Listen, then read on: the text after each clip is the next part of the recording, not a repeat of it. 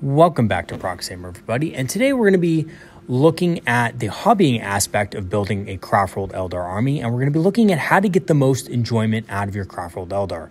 So as most of you know, Warhammer 40k is a very fun game, and it is very, well, involved. Let's just put it that way. There's a lot of moving components in the hobby. Not only do you have to know how to build and paint and play the game itself, but some of the most enjoyable aspects of the game can actually come from the backstory itself. So many of you might have started playing 40k based on reading something of 40k, reading some fluff or some lore about the faction. Maybe it was the lore that attracted you to the Eldar, or maybe it was the aesthetic of the Eldar, or maybe it was just a combination of both, or maybe it was just the gameplay, right? But whatever it was that brought you into the faction and got you to start playing Craftworld Eldar, one thing is true of all of us that start Craftworld Eldar, and that is we're a little bit unique. We're not like a lot of the other players in 40k. We don't comprise the 80% of people out there in the 40k community who play some sort of flavor of Space Marines, right? We're a little bit unique. We like things a little bit different, right? So when it comes to building a Craftworld Eldar army, what we're really building on is an experience, and at that, a unique experience. So what I want to talk to you guys about today is how to build a unique Craftworld Eldar experience that will last you a very long time to come. So just a quick overview of the video before we get into it. We're going to be looking at building an army that suits your playstyle, which is a very important aspect of creating that experience I was talking about earlier. We're going to be looking at creating lore and setting the backstory for your army, which is also a big interactive part of the game. And lastly, we're going to be looking at building uniqueness into your army and choosing a color scheme, so the building and the painting aspects of the game. So the first thing I think any new Craftworld Eldar player should consider before they start buying models or anything like that is what kind of army suits their playstyle and what you actually want to start building. So I like to compare Eldar armies to RPG element games. So for example, right, your classic RPG where you have, a mage, you have a tank, you have a warrior, paladin, whatever, right? And depending on what you like to do in those games, right, whether you like to deal damage, whether you like to support other characters, or whether you like to tank a lot of damage and be in the front lines, will kind of depend a lot on your personal preferences. And those preferences can also kind of be matched up to what the Craftworld Eldar can do. So, for example, if you like DPS characters in games that can burst an opponent down very quickly, then maybe an aspect warrior-centric build like Biel-Tan or maybe one of the far-flung combinations is for you. However, if you like tanky characters that can outlast opponents, then maybe a more wraith-centric army that can excel at being really hard to kill is the right choice for your particular playstyle. And lastly, if you like playing casters in games that can support or deal damage equally, then maybe try a warlock-centric build. Or, of course, you can mix and match however you like.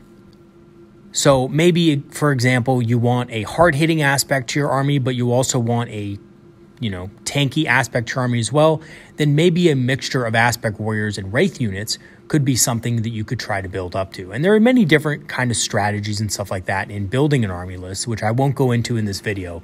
But one of the first considerations you should make as a Craftworld Eldar player is kind of understanding what you want to play and what your play style is going to be. And just for point of reference, if you find yourself playing games in which you hate playing things like tanks, for example, a tanky character, then you might not want to pick a Wraithguard or Wraith Blade army, right? If you're looking for something really fast, really maneuverable, and really hard-hitting, something like a rogue, you're definitely not going to want to go with Wraiths, as that's not really their strength. So you kind of have to understand and make these considerations before you start buying. Then, of course, this is something that not every player does, and you definitely don't have to do this, but it does increase the uniqueness of your experience when playing the game. And that is creating lore and setting backstory. And it honestly makes things a lot more interesting and fun when you're playing. So again, while it may not be necessary to create lore and a backstory for your army, it can really create a deep sense of ownership, which will enhance your experience. Because again, these are your figures. this is your army that you're building up. So creating a sense of belonging, a sense of uniqueness to your force is something that can create a lot of enjoyment for you as you progress in the hobby. And lastly, it just keeps things fresh, to be honest, and opens a lot of different possibilities for narrative play. And some of the best experiences I've had in 40K personally have been with narrative campaigns and narrative experiences in which I was kind of forced to create a story behind my army, which I actually enjoyed a lot. So again, if you don't want to, of course you don't have to. It's not a necessary part of the game, but it is something that can create a lot of enjoyment for you. Even if it's in the back of your mind, it can really enhance your experience. So then the question becomes, how do I build lore for my army, right? A lot of players might look at the Craftworlds, might look at the Biel-Tan Craftworld and the Uthway Craftworld and just kind of go with that. But I think there's a little bit more to it. So there's a way in which to build specific lore for your army, even if you are part of one of those main Craftworlds, that really gives uniqueness to your force. So first of all, the first thing you can do, of course, is name your characters and create a little bit of a backstory for them. So I know that sounds kind of weird, right? Why am I naming and creating a backstory for a piece of metal or plastic? That does not make a lot of sense. But again, this is roleplay, right? Part of Warhammer is roleplaying. Just like D&D or anything else, of course the characters aren't real, but you create a sense of backstory for them and you kind of bring them to life in a way. And then, of course, as you play more games with them and as they perform heroic deeds in the battle, you can add to their story, and it just basically creates a situation where every game is important, every game has meaning, and that's really important for building an experience. And also, as far as your army goes, what are they fighting for and which enemies are their most bitter rivals? So even if you're not using a custom Craftworld or make your own Craftworld, you know, maybe your specific Uthway or Biel-Tan army is currently fighting against orcs, really has a, you know, basically a arch nemesis that they usually fight against. So for example, if you go against a Space Marine player all the time and maybe he's your buddy and you guys play often, maybe you can create a little bit of a backstory for that. Maybe your buddy is playing a faction that is colonizing a maiden world, and as the Craftworld Eldar, you are trying to dislodge their forces from that planet, right? So just by doing that, you're already kind of putting a lot of importance on your game. So each game you play against that buddy now is going to kind of be a little bit of higher stakes because, you know, in a role-playing sense, if you lose that battle, you might not be able to cleanse the Space Marines off of that maiden world. So it can really add to the experience as well. And lastly, does your army have any unique war gear, doctrines, or specialities? Maybe your Craftworld Eldar are especially effective at fighting at night, or maybe their specialty lies in jungle warfare or something like that, right? So maybe they've been fighting on a desert planet for so long that they are well adapted to harsher climates. Or perhaps they have unique war gear. Maybe they're master technicians or master artificers, and they have extremely intricate armor or weapons that may be a little bit different from their other Craftworld counterparts, right? So you do want to also make note of these changes, and this can really add to the flavor of your faction even more so. So after you're done selecting the lore and kind of writing a little bit of a story about your forces, the next thing to do is to build uniqueness into your army and choose a color scheme. So what I mean by build uniqueness into your army is when building your models, don't be afraid to do a little bit of kit bashing and posing. So don't be afraid to use cool poses on your models. Even if you're not an experienced builder of miniatures, to be honest with you, most of GW's current kits allow for a lot more dynamic arm positioning and body positioning than you might think was previously possible. So a lot of the older Eldar kits that aren't single pose models, now of course I'm not talking about the Swooping Hawks or Warp Spiders, but the plastic kits like Guardians, Dire Avengers, things like that can actually have some pretty cool dynamic poses, right? So don't be afraid to tilt ahead every once in a while to a different direction. Don't be afraid to tilt the weapon in a certain direction or move the arms a bit differently, right? Don't be afraid to do that. And honestly, don't be afraid to use some of the extra little bits that come in the case. Yes, it is a little bit of extra painting to do, but it can really add, again, that little bit of flavor that you're looking for your forces. And let me give you an example. Let's say you buy a Dire Avenger box and a Guardian box, and maybe you want to mix and match a few of the pieces, and that's totally fine too. Die Avengers, a lot of the pieces that come in the Die Avenger kit are very compatible with the Eldar Guardian kit, or at least the old one, that is. So you can do a little bit of mixing and matching here and there to create a sense of uniqueness. And of course, the next step after you build your models is to choose a color scheme that you like and add a unique twist on it. So, for example, if you want to go with the Bealtan Craftworld, maybe add a band of thorns on each helmet or a similar small change to set them apart. Maybe a small little heart on their arm or a little small heart on their shoulder pad or chest plate. That can go a long way towards adding a little bit of uniqueness that separates them from what you see in the book, which is typically a very standard, white and green paint scheme. And of course, you can do this on all of the Craftworlds. So if you want to do an Uthway Craftworld, maybe instead of painting a heart like the Bealtan, you paint an eye on each one of your models, which can really make it look really awesome and unique, right? I actually haven't seen an Uthway player out there who's done this. So maybe an idea for some of you Uthway players out there, if you're good at a little bit of freehand or if you have some eye transfers, to put those on somewhere on your Eldar models. And of course, it goes without saying that you don't even need to go with the named Craftworld, or you don't even need to go with the same color scheme as the Craftworld you plan to use. So if you want to use the Uthway rules, it's totally fine to use a different paint scheme for it. There's a lot of explanations out there that can go in your lore as to why they're carrying different armor, right? So you can go with a completely new color scheme if you want to add that little bit of uniqueness to your force as well. So the next question you may ask is, well, how do I choose a color scheme to paint my army with? There's so many different colors in the game. How do I know what works well together, and how do I know how to paint my Eldar Craftworld models?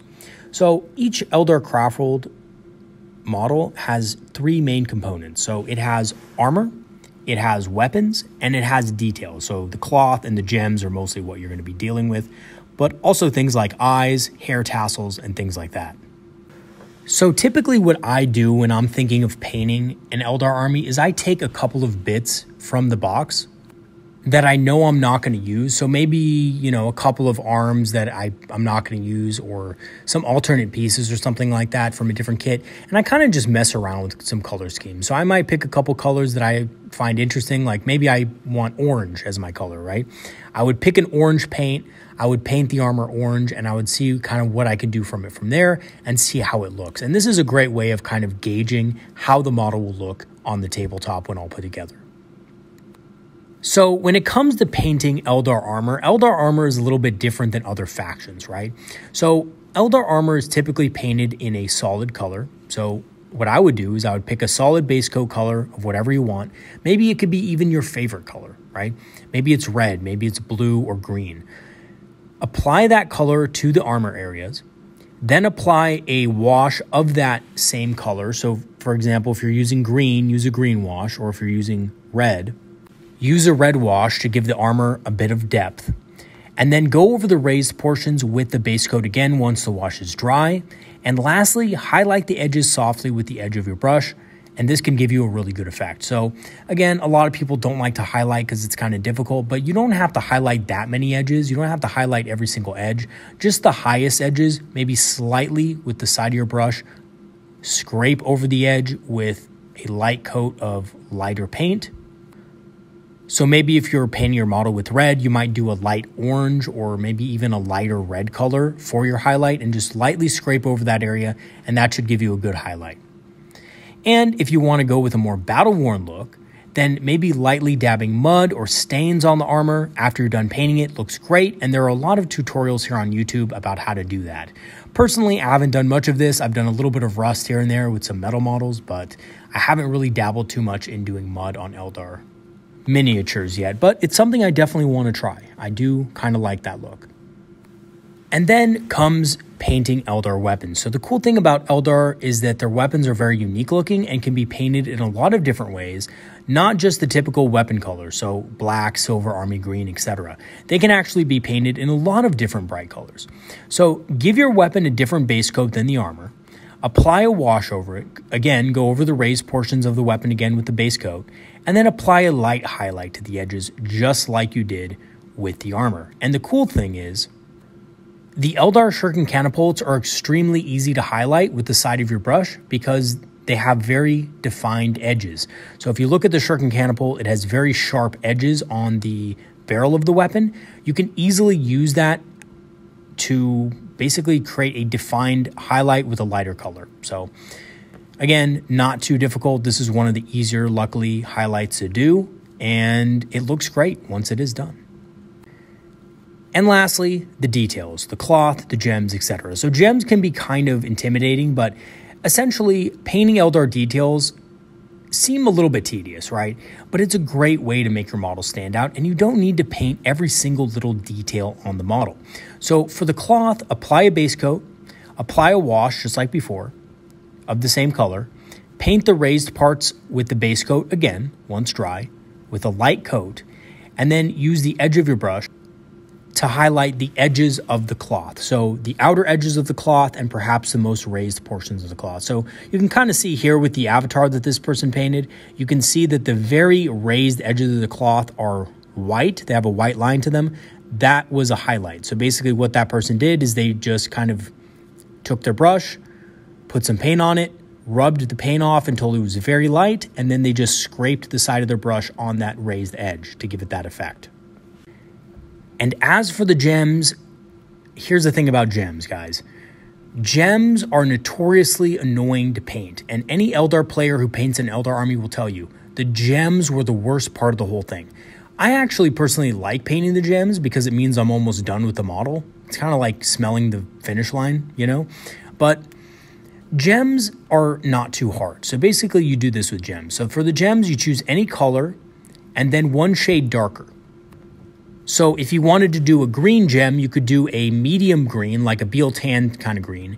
And then for the darker shade, you can use something like Dark Angel's green, right? So a lighter green and then a darker green. And so after you're done painting the base coat, lightly paint the bottom of the gem in the darker shade, kind of like a teardrop.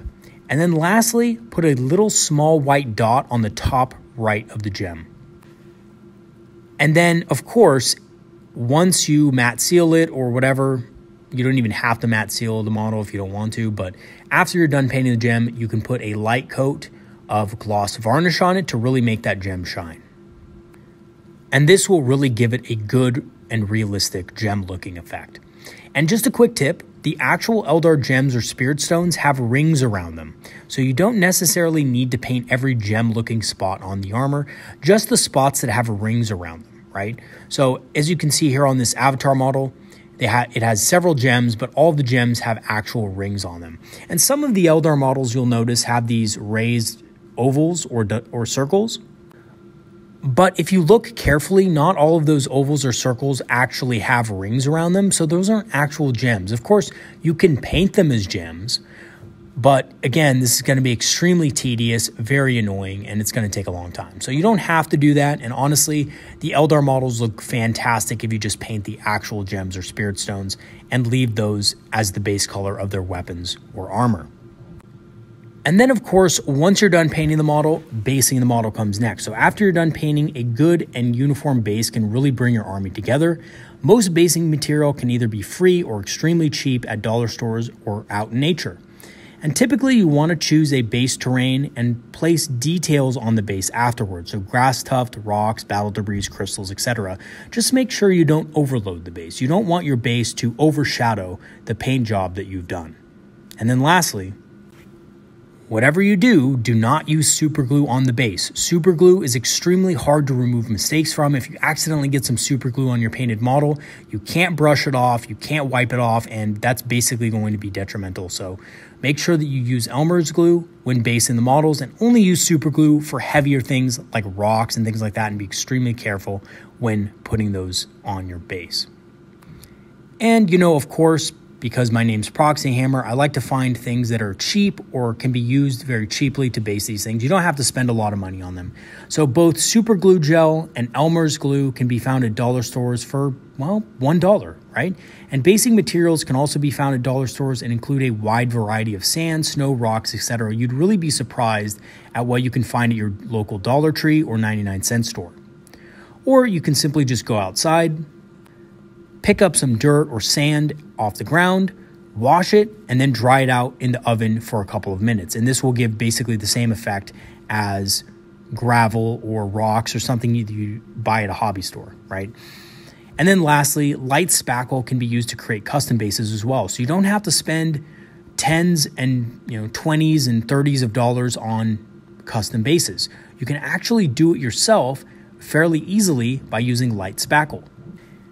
And basically what you would do here is before you attach the model to the base, you would put the light spackle on there and just kind of flatten it out a little bit and then shape it however you wanted. So if you want to do bricks, like a cobblestone or something like that, you can kind of indent where there would be brick marks, or grates, you could even do that, etc. And also, light spackle can be found at Dollar Trees and 99-cent stores for just $1. So here are a few examples of a color scheme I recently made for an upcoming Escalation League in the summer. It's a little bit different. This is bronze Eldar. I decided to go with something completely off the normal, color schemes of Eldar and do something purely metallic. So here are the bronze Eldar, and let me kind of show you what models look like when all put together. And of course, not painted by a pro, right? Because mostly none of us are that good.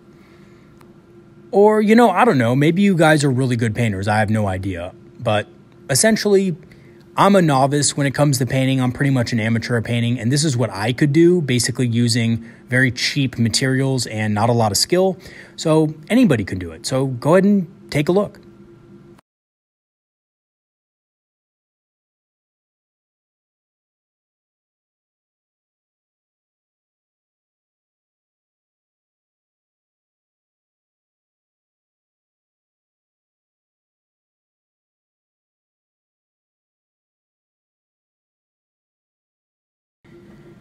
And just a quick thanks and shout out to the YouTube channel Corey Collects for the inspiration to do something different with this project. So I was browsing his Craftworld Eldar showcases, and honestly, this inspired me to do something a little bit different with my Eldar because he was doing a little bit something different with his, and I really liked what he did with it.